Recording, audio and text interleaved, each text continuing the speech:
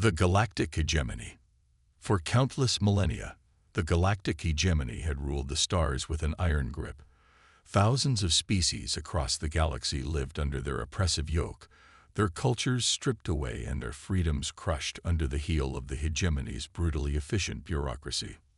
On the small human colony of Novaterra, a young girl named Lyra watched with tear-filled eyes as hegemony troopers dragged her parents away. They had dared to speak out against the hegemony's unjust rule, and now they would pay the price. As the transport ship carrying them vanished into the sky, Lyra made a vow. One day, she would make the hegemony pay for what they had done. Years passed, and Lyra grew into a strong, determined young woman. She joined the fledgling resistance movement, determined to do whatever it took to bring down the hegemony. She quickly proved herself to be a resourceful and daring operative, taking on missions that others deemed impossible. But despite their best efforts, the resistance seemed to make little headway against the hegemony's vast military might. They needed a game-changer, something that could tip the scales in their favor. And so, in secret meetings and shadowy backrooms, a desperate plan began to take shape. They called it Project Prometheus, the Terran Resistance. Commander Lyra Kane strode through the hidden base of the Terran Resistance, her boots echoing on the metal deck plates. Around her, the rebels scurried about their tasks with a newfound sense of purpose. Engineers tinkered with captured hegemony weapons, while hackers worked to penetrate the enemy's vast data networks. At 28, Lyra was young for a commander, but she had earned her position through skill and daring.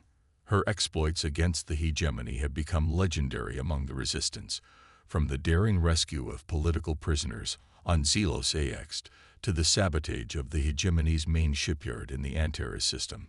As she entered the command center, Lyra was greeted by the resistance leadership. Colonel Reese, a grizzled veteran with cybernetic implants, nodded in approval. "Commander Kane," he said, "we've just received word from our spies in the hegemony. They've discovered something that could change everything." He brought up a holographic display showing a massive space station hidden in the depths of hegemony space. "This is Nexus 1, he explained, the hegemony's central command and control hub. From here, they direct their forces across the entire galaxy." Lyra's eyes narrowed. "If we could take that station out, the hegemony would be thrown into chaos," Reese finished. "It's a daring plan, but it might be our only chance, and we have just the ship to do it." He brought up another hologram, this one showing the sleek, deadly-looking warship. "Behold the TSS Prometheus," Reese said with a grin. "The most advanced vessel ever built by human hands." Project Prometheus.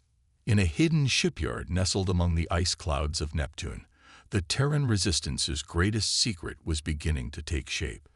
Powered by an experimental dark matter drive, armored with advanced nanomaterial composites, and bristling with prototype weapons, the TSS Prometheus was unlike any ship that had come before.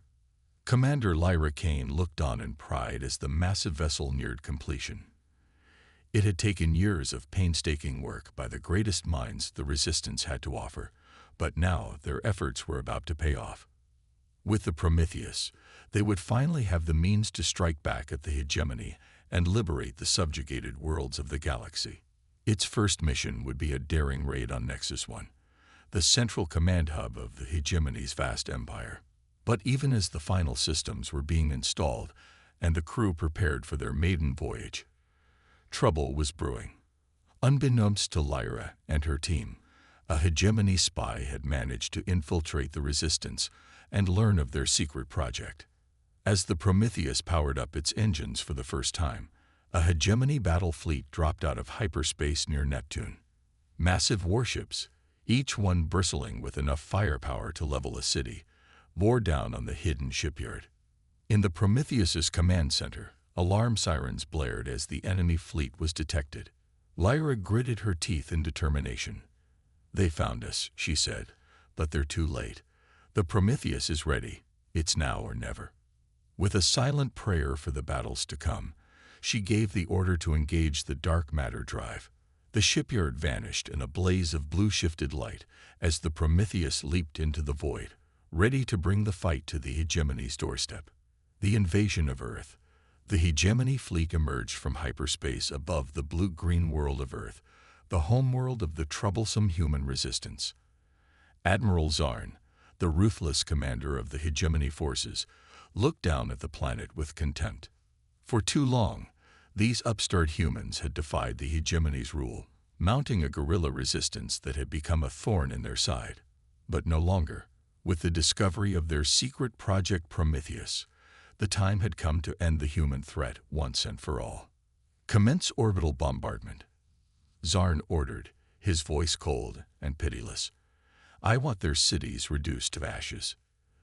The hegemony warships opened fire, their massive particle cannons lancing down through Earth's atmosphere. On the planet's surface, cities erupted into fire as the deadly beams struck home. Millions perished in an instant as the hegemony's wrath rained down from above. But even as Earth burned, a new star appeared in the sky above. The TSS Prometheus, the secret weapon of the human resistance, burst into the system at impossible speeds. On the bridge, Commander Lyra Kane took in the situation at a glance. Earth is under attack, she said, her voice hard as steel. All hands, battle stations. The Prometheus charged into the fray, its advanced weapons already blazing. Caught off guard, the hegemony fleet scrambled to respond. Ships exploded into fireballs as the Prometheus's quantum cannons found their mark. Admiral Zarn snarled in rage as his ships fell one by one. Concentrate all fire on that human ship, he bellowed. I want it destroyed. But even the hegemony's most powerful weapons couldn't seem to penetrate the Prometheus's advanced shields. Lyra and her crew fought like demons, their ship dancing through the enemy fire with impossible grace. And then, with a final desperate salvo, the Prometheus broke through the hegemony lines. Its spinal particle lance fired, a lance of pure antimatter that pierced the heart of Zarn's flagship. The massive warship exploded into a miniature sun, taking the admiral and his command staff with it. Demoralized and leaderless, the hegemony fleet fell into disarray. The Prometheus pressed its advantage, driving the enemy ships away from Earth and saving the planet from annihilation. But even as the crew celebrated their victory, Lyra knew that this was only the beginning. The hegemony would not forget this defeat. The real battle was yet to come. The Prometheus strikes back. In the wake of the failed invasion of Earth, the galactic hegemony was in turmoil. The loss of Admiral Zarn and a significant portion of their fleet had dealt a severe blow to their aura of invincibility. Across the galaxy, whispers of rebellion began to grow louder. On the bridge of the TSS Prometheus, Commander Lyra Kane pored over intelligence reports from resistance cells on a dozen worlds. The time was right for a counterstrike, a chance to capitalize on the hegemony's moment of weakness. Set a course for the Thaxos system, she ordered. We got a shipyard to take out. The Prometheus leaped into hyperspace, its dark matter engines propelling it at speeds that would have been unimaginable just a few years before. In mere hours, they reached their target, a massive hegemony shipyard where a new fleet of warships was under construction. Hit them hard and fast, Lyra commanded. We can't let those ships reach completion. The Prometheus dove into the attack, its quantum cannons and antimatter missiles wreaking havoc among the half-built hegemony vessels. Gigantic explosions bloomed in the void as the shipyard was reduced to twisted wreckage. Across the galaxy, news of the Prometheus's victory spread like wildfire. On 100 worlds, the downtrodden and oppressed looked up to the stars with new hope. If the humans could strike back against the hegemony, then perhaps they too had a chance at freedom.